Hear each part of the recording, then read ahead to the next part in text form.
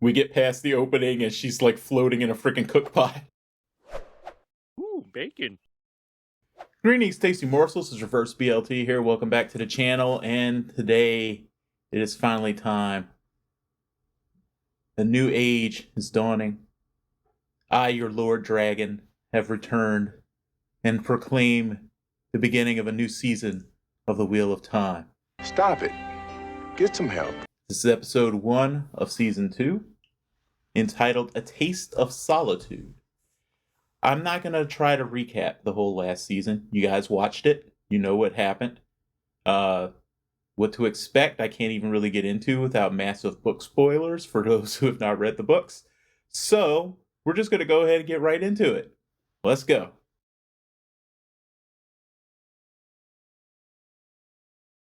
The last battle is coming. Tarmon Gaidon. They did a pretty good job of figuring out a way to pull Matt out of the story at the end of last season, all things considered. It's definitely a case of making lemonade out of lemons. I must have blocked. She can't, bro. I thought that Hearthstone couldn't be scratched. Not even the one power could break it. So did I. Point of fact, the one power makes it stronger. I'm really hoping it doesn't turn out that this scene goes further than what we saw and ends with this poor little girl ending up in a cook pot. There is now one who walks the world, one who was and will be, but is not yet the dragon. Gotta love the way the cycle works. You are and you aren't, and you will be and you won't be, all at the same Sooner or time. later it will be so. Got a Shinarin. I wonder who that could be. There's something outside. A monster, perhaps. Don't trust that ish. Do you know why they call me and the other chosen such hideous things? No. Because if they called me what I really am, no one would be afraid. Interesting to note that Padan Fane is the only one at this table who appears able to move right now. What if he isn't evil? What if he isn't wrong? What if he's just hungry? I mean, I wouldn't call him evil regardless. I mean, he is what he is. He's what he was made to be. Do I look like a monster to you? Doesn't make him safe, though. I knew I liked you. It's all right. Go on, you try.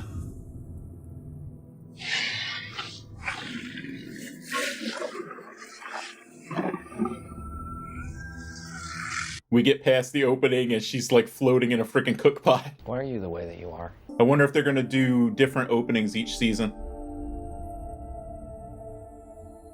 Okay. Looks like we're not even doing an opening anymore.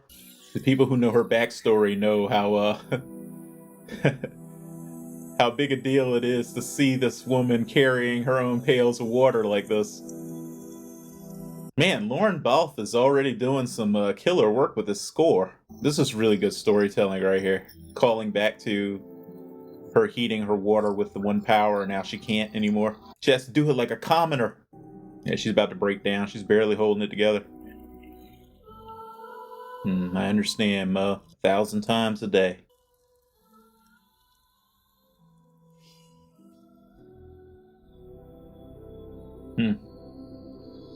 The two sides of the bond. I mean, he must be going through some things right now, too, because it'll be the first time he's been without the bond for longer than maybe, what, a night or two in 20 years? You're late. Oh, Hey, Varen! laughed a little. Perfect. Lan! A rider's coming. Another one of her visitors, Must be. I assume these are healers that she's trying to figure out how to restore her connection to the source. My customers usually do be coming to me, not the other way around. Especially this far from a good harbor. Wait a minute. Is this Baal Doman? Everyone has a choice, Master Doman. And every Cool. choice has a consequence. He sounds exactly how I imagined him in the book. My customers do be coming to me. No, the Merlin's investments. I know, Egwene, I know. Leave that stuff alone. It's not for you.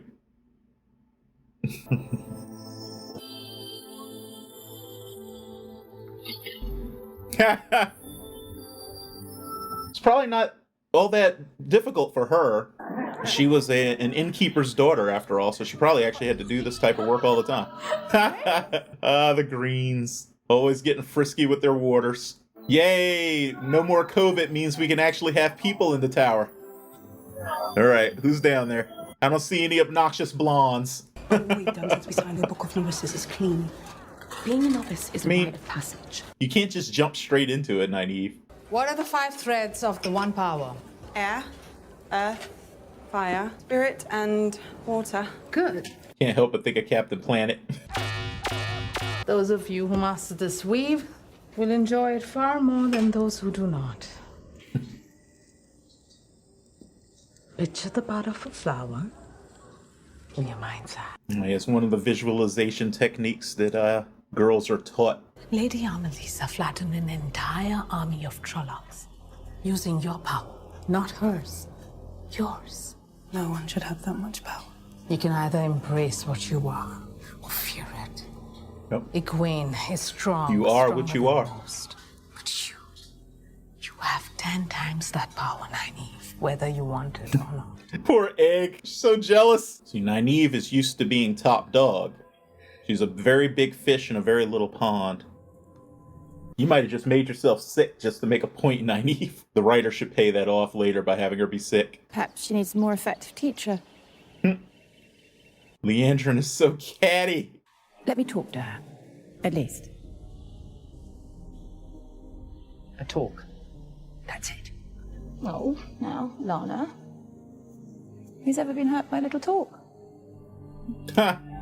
Are you serious? You just talk to the Blues about that. That's what they do. They wield words the way most people wield swords. Are you taking the piss? No. Mate, he'd never. If you lot hadn't splashed across the stream like a herd of breastfed cattle, I'd be roasting his corpse on a stick and playing a tune on the horn of bloody Valir. Oh, Uno. Taking the piss. You gotta love him. Oh ho ho! Maybe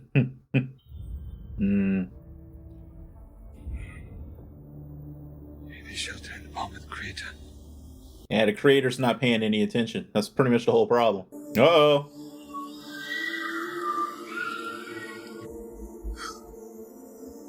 Okay, this is a little different, I think. Unless someone was here who saw it, and he's having their memories. Otherwise, that's something new. At least something I don't remember. One of Fane's dog friends.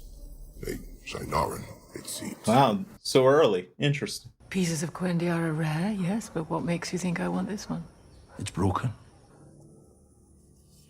It's interesting how they've chosen to depict Quendiar. I like the effect they are going with. Looks both natural and unnatural.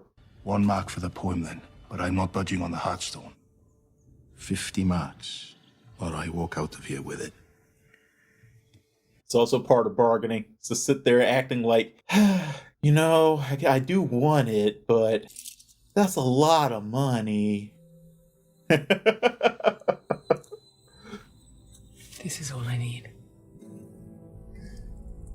Thank you for your time. She done hustled you. The Heartstone is Sea what... folk might be good at the game, Master Doman, but the Aes Sedai invented it. Be careful when you insult one. Hey. Honestly, what did you think Broken Quendiara would be worth anyway? Sail east or west as far and fast as you can. Spree's a riverboat. Then stay to the shadows. Here are 10 marks for provisions. Now, if that didn't convince them of how dangerous it is, nothing would. I'd be with you. You'll make it, buddy. In every turning, you're a very wily man. You'll make it.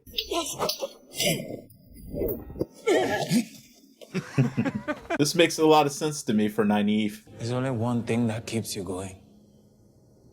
The reason that brought you here in the first place. If you can answer that one simple question.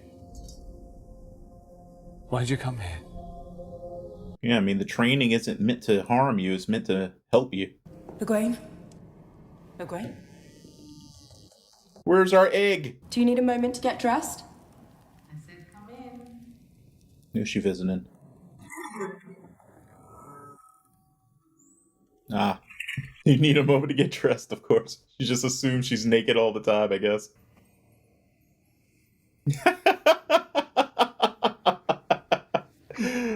Hungry?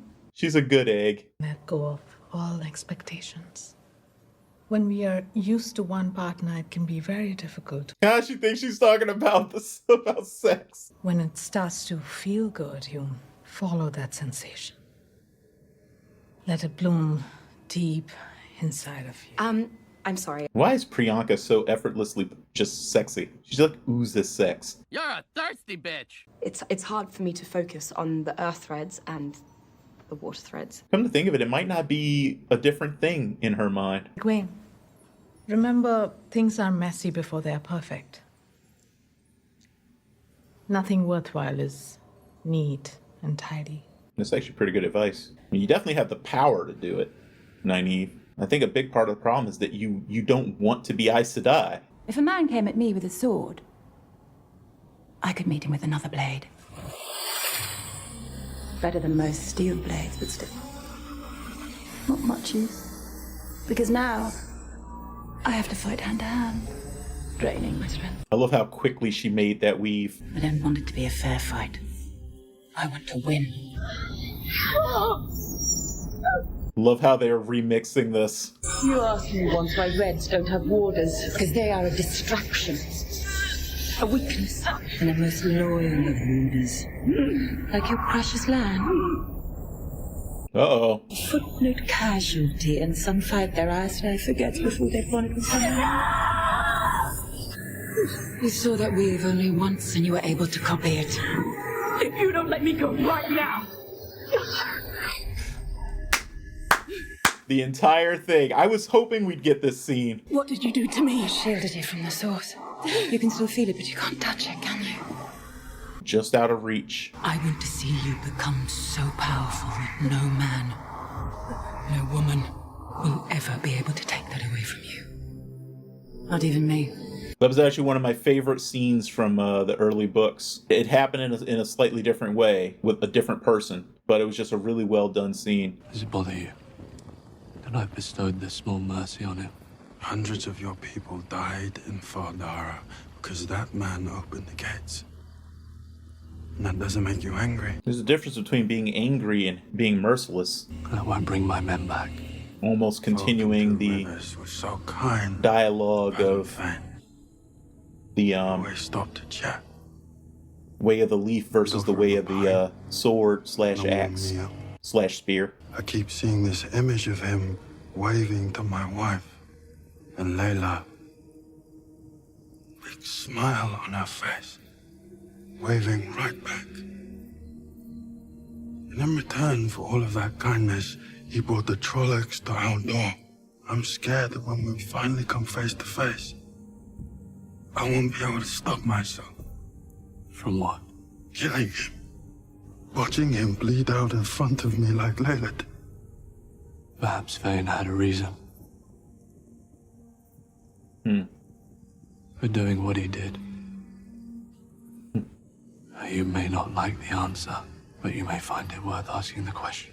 Those are wise words, honestly. Everyone has a reason for what they do. People don't just wake up and be like, for the evils. I love that we're getting more of that rage, this simmering under the surface of Perrin. I think we didn't get a lot of it in the first season because he was still around Egwene most of the time, and he was trying to hide it. Now he's around Shiennaran warrior, so he doesn't feel as much of a need to hide it. Shut me out and drive me away.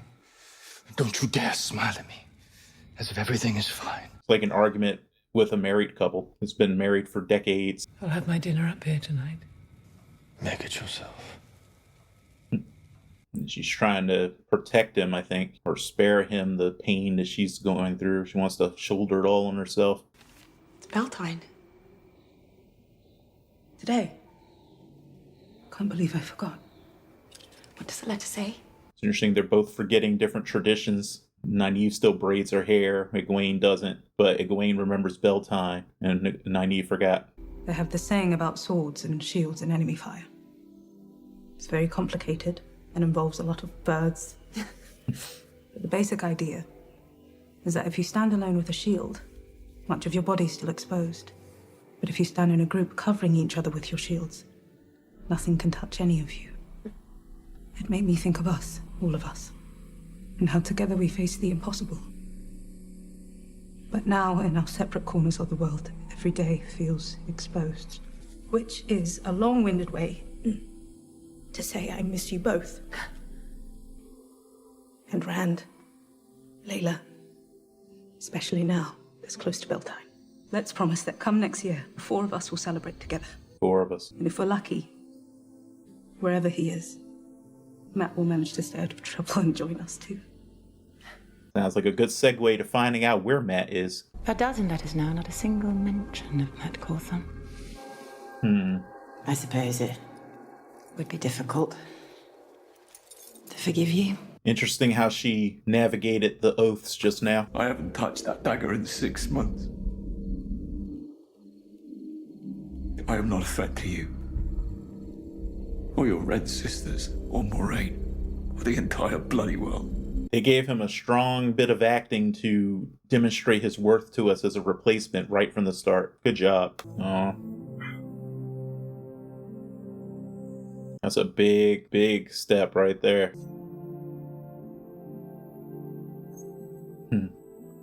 Yeah, I had a feeling you'd take it back.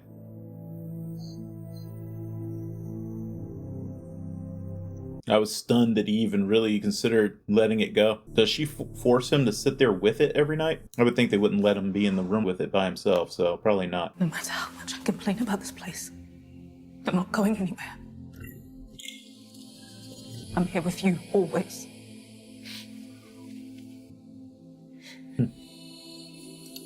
For Rand, may his spirit find its way back to us.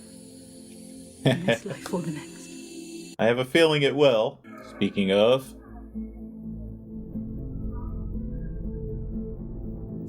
I love it when a composer comes up with leitmotifs for different characters and actually uses them. Wow, that is very interesting. Please tell me more. I think you're taking this all too personally.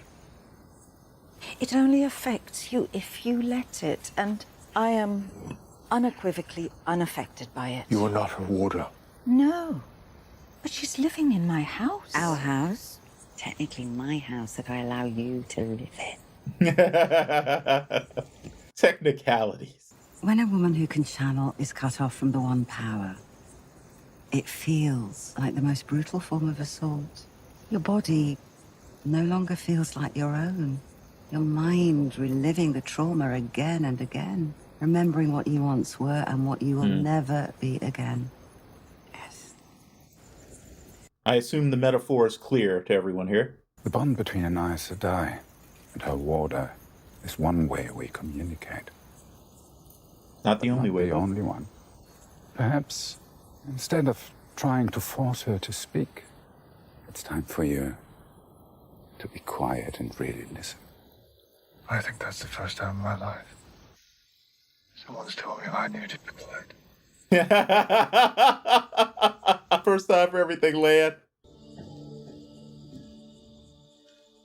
Is she even still here?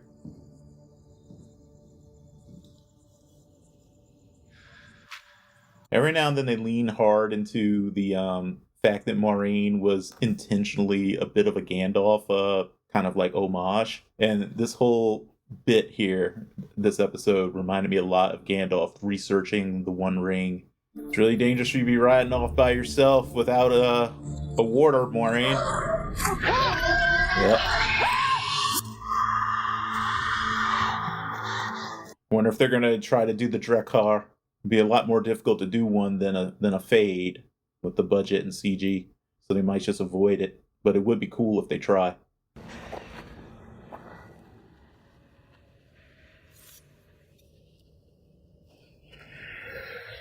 Oh, cool. They actually showed how they can move without moving. How they can, like, use shadows to move. Moiraine, you cannot fight one of these without access to the power.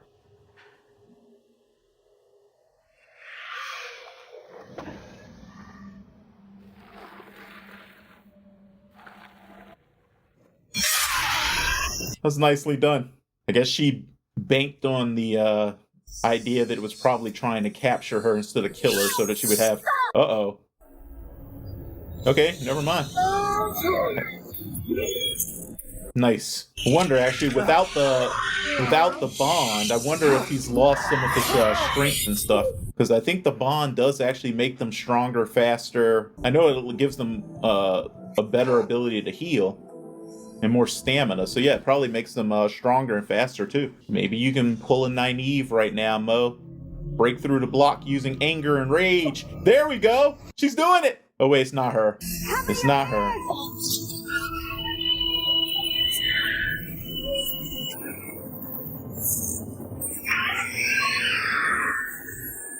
Cool.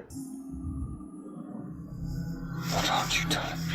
Interesting. So we didn't really get hardly any Rand in this one. Just a reminder that he existed, basically. It was a very good reintroduction to the world and where everybody was. I like how one of my favorite things about adaptations is always seeing how things get remixed. So, like for instance, with Nynaeve and what happened between her and Leandrin, and how that was a remix of a scene that happened in the book, in the books, I should say. And I'm pretty sure it was from The Great Hunt, not the first book, but it happened between Nynaeve and a different character in the tower, and but pretty much proceeded beat for beat. The major beats of that particular scene happened here.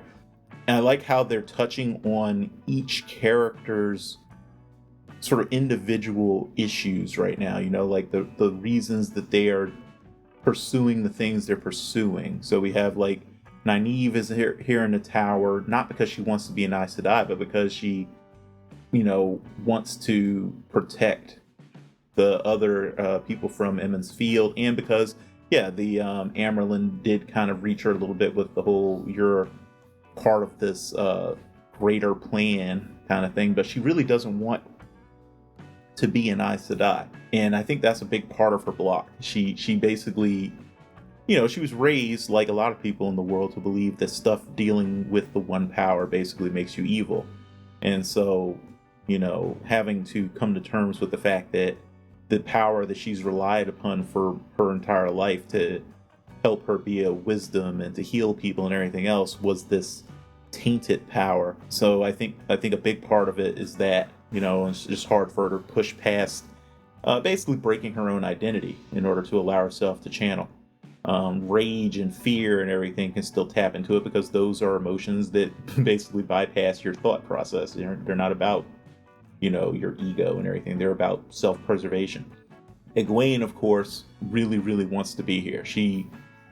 I think her whole life she always kind of wished she could be something more than the innkeepers / mayors and everything's daughter in a small town off at the edge of the world, basically, as far as they're concerned. She spent a lot of time reading and listening to stories about people enjoying these great adventures and being special. And I think she just longed for that. And in her mind, she now has the opportunity to be that. Obviously, Perrin is still dealing with guilt. And I think one of the reasons why he hates Padden and Fane as much as he does, granted, there's logic there. I'm not going to say there's no logic there at all, because obviously there is. Padden and Fane has done some horrible things, and Perrin is justified in hating him. But there's an extra intensity to it because of the fact that part of his guilt is also wrapped up into what Padden and Fane did. So he's, I think wants to sort of exercise his own demons by destroying Padden and Fane, not just bring justice to him. Of course, Matt is still just dealing with his need for the dagger, I think. But also, he's a prisoner right now, and the first obligation of any prisoner is to escape, so that's what he's trying to do. Unfortunately, I do think that one of the biggest reasons he wants to escape isn't just to get his own freedom, but because he wants to get to that dagger. So everybody's being set up for some really interesting arcs this season, and I can see how most of those arcs, actually all of them, are going to follow pretty closely to the bookstore. They're just going to do some remixes, clearly, because they always do. And I'm here for that, because, nice surprises, and it means you can't predict everything. But I'm actually kind of surprised that it seems like they're going to be able to pull I can see ways that what they're doing with Matt right now will pull him very closely to his storyline without nearly as much a disruption as I expected with having to replace the actor like they had to do. The main difference is just that Perrin is now more focused on Pat and Fane than Matt would have been, you know? Really excited. We saw Bail Domon. It was really cool the way they managed to bring him into the story too and get the big parts of the story that he really played at this point as well. You know, the most important part. And that was really cool. I think the actor did a very good job. The actress playing Varen, and I can't remember the name of her companion, who I think is a green. I can't think of her name right now, but yeah, they were very well cast. They're very believable in their water and everything. I love what they're doing with the, you know, expanded Moiraine storyline of having her be cut off from the power. I like how they're utilizing that. Everyone's doing a great acting job. Everything seems, you know, really does seem noticeably stepped up so far this season. I always joke that a lot of times with a show between the first and second season, or, you know, some later season when a show has proven itself to some degree, you can see that more money has been put in it. And I don't really know if they actually did get a bigger budget. They might not have, but there were so many disruptions to production in the first season because of COVID and everything. The fact that they had fewer disruptions to the production allowed the production crew to put the money to better, more efficient use because they didn't have to constantly, you know, figure a workaround about stuff. Like just seeing the tower have more people in it. Because granted, as they mentioned, you know, there are way fewer people in the tower now than there were, you know, in years past because of just, you know, fewer and fewer women coming to them. But it still should have had way more than we saw in first season. And that was, of course, a COVID thing. They had more time, I'm guessing, to make things look more weathered because stuff does look more lived in now. That really is a function of time and manpower, like being able to make stuff look not new. It takes a lot more effort, you know? Considering a lot of the restrictions they had, probably that's why they weren't able to really make it look as lived in first season. But it definitely, the tower looks much more lived in, for instance.